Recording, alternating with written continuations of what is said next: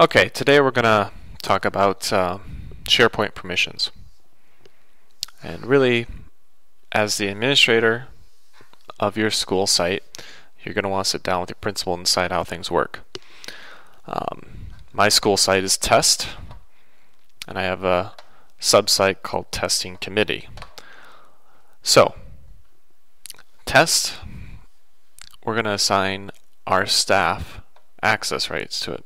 Go to Site Actions, go to Site Permissions. You have two groups already created. You have Test Members and Test Visitors. The big difference is over here, permission levels. You have Read and Contribute. Read basically means just that. They can only read content. They can't author it. They can't change it. Nothing. Contributors can author. So more than likely, most of your staff will be under the Read, and then maybe principals and some select support staff can be under members and authoring the content, such as the student handbook for that school.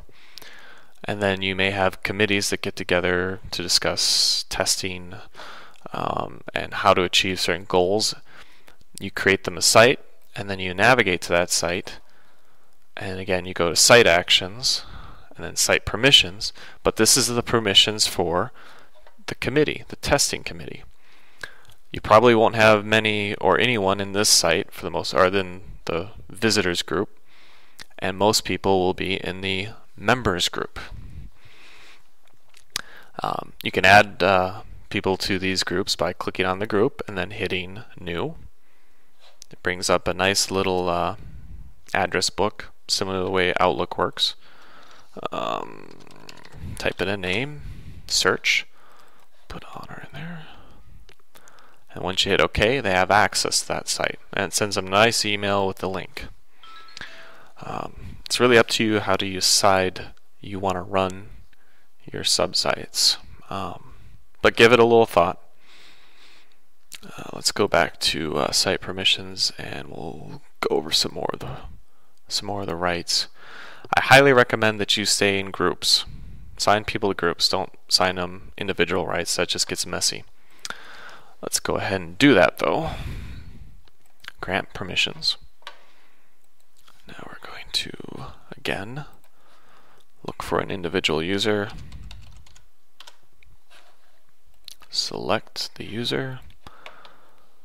And we're going to grant user permissions directly. Full control is just that. They have full control over the whole site, and they can create subsites. You do not want to assign any users full control. Design, they can manipulate the lists and delete content and create content, but they can't create sites. Contributor, again, they can create content, but they can't create any lists or anything like that.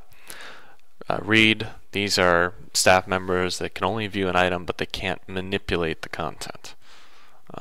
So that's really the rundown of the permissions. Let's see. I think that's it. Okay.